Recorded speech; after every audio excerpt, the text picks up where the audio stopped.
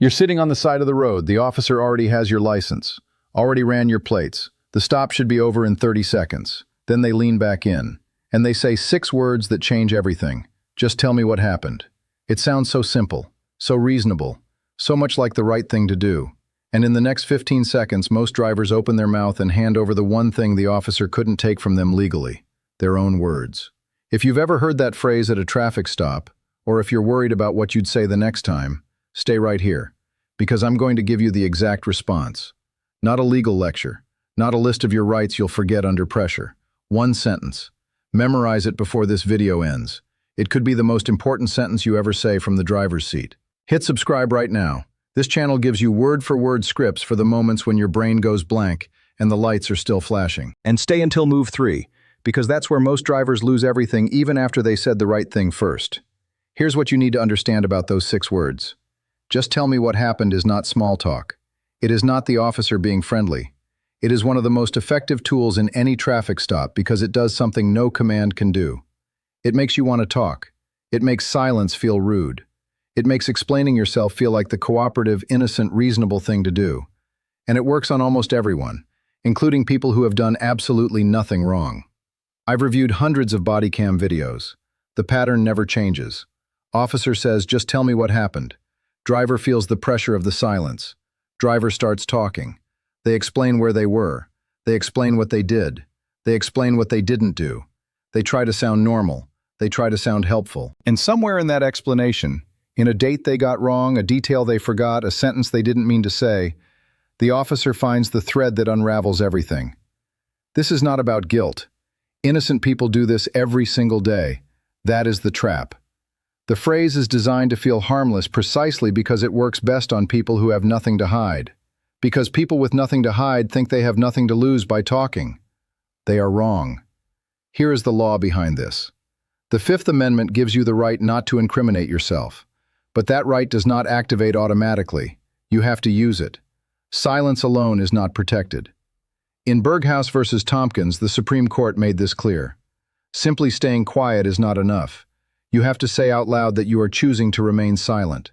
Otherwise, that silence can be used against you. Your words, or your lack of them, belong to the stop the moment they happen. So here's what you say. Right when the officer finishes that phrase, calm voice, normal tone, no attitude, say this. Officer, I choose to remain silent and I'd like to speak with an attorney. That is the sentence, word for word. Say it once. Don't explain it, don't apologize for it, don't follow it with anything. Just let it sit. That sentence does 3 things at once that nothing else can do. First, it invokes your Fifth Amendment right correctly and out loud. Not implied, not through silence. Stated clearly, on the record. Second, it invokes your Sixth Amendment right to counsel. The moment you ask for an attorney, questioning must stop. This comes directly from Edwards versus Arizona. Once you ask for a lawyer, the officer cannot keep pushing. If they do, anything you say after that point becomes legally challengeable. Third, it reframes the entire encounter. You are no longer a driver who refused to help. You are a person who knows exactly what their rights are and is using them calmly and respectfully. That changes the dynamic of everything that follows. Bad way. The officer says, just tell me what happened. You feel the silence. You say, I was just coming from my girlfriend's place. I wasn't doing anything. I don't even know why you pulled me over. I had one drink maybe 2 hours ago, but I wasn't. And right there, in one run-on sentence, you handed them probable cause you didn't have to give. That stop just became something else entirely. Good way. The officer says, just tell me what happened. You look at them calmly. You say, Officer, I choose to remain silent and I'd like to speak with an attorney. Then you stop talking. The fishing trip is over. The record shows you were cooperative. You handed over your documents. And you did not give a single word beyond what the law required. This is 100% legal.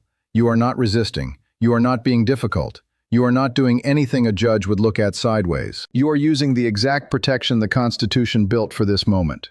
Now here's move 2. Because most drivers say the right thing and then ruin it 30 seconds later. After you say that sentence, the silence comes back. And it comes back harder. The officer might nod. They might write something down. They might ask a completely different question. What's in the bag? Where are you headed? How much have you had to drink? As if you never said anything at all. Do not answer. Do not engage. Do not explain why you're not answering. You already invoked your rights. You do not need to invoke them again for every question. You said the sentence. Now you protect it by staying quiet. The only thing that can undo the protection you just created is your own voice. If the silence feels unbearable, and it will, here is the one thing you are allowed to say. Just this. I've said what I have to say. I'd like to speak with an attorney. That's it. Nothing else. You are not being rude. You are repeating your legal position. And every second you hold that position, the record gets cleaner. Bad way. The officer asks a follow-up question. You feel awkward. You say, look, I'm not trying to be difficult, And the moment that sentence starts, you're back in the conversation. Everything you protected with the first sentence starts leaking out through the second one. Good way. New question comes. You stay quiet or you say, I've said what I have to say. I'd like to speak with an attorney. One more time. Same position. The stop either ends or the officer has to decide what to do next with a driver who has clearly and calmly invoked their rights. Most people already stopped watching. If you're still here, drop a comment that says still here, because move 3 is the part nobody talks about and it's the one that matters most after the stop is over. Here's what most drivers don't know. The stop ending is not the end. If this encounter goes further, if you're cited, detained, or arrested, everything you said during that stop becomes evidence. Every sentence, every hesitation, every explanation you volunteered. It all goes into a report that someone will read without you there to give context. This is why the sentence you said matters beyond the stop itself. When you say, Officer, I choose to remain silent and I'd like to speak with an attorney, you are not just protecting yourself in that moment. You are protecting the record that follows you out of that stop and into whatever comes next. Write down everything the moment it's over. The time, the location, what the officer said, what you said, what they did after you invoked your rights, whether they kept asking questions after you said the sentence, whether they searched the car, whether they told you why they stopped you. Every detail that lives in your memory right now will be harder to reconstruct in 3 days. That written record is what your attorney works with. Give them something to work with. In Miranda versus Arizona, the Supreme Court said this clearly. People have the right to remain silent and the right to have an attorney present during questioning. The law knows that police questioning is powerful. That is why these rights exist. Not for guilty people, for everyone. Now let's run the whole stop so you can hear how this sounds in real life. You're pulled over. Tail light. The officer takes your documents. Comes back. The stop should be wrapping up. Instead, they lean in and say, just tell me what happened. Wrong way. You laugh because you're nervous. You say something like, honestly, nothing happened. I was just driving. I'm not sure why you even pulled me over. I maybe went through the light, but I didn't think it was red yet. And now you've admitted to the light. You've made yourself sound uncertain, and the officer has 3 new threads to pull. Right way. You look at the officer. Calm voice. You say, Officer, I choose to remain silent, and I'd like to speak with an attorney. Then you stop. They ask another question.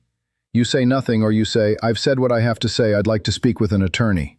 The stop either ends or it gets formal. Either way, you haven't given them a single word they can use. That is the difference. In the wrong version, you built the case.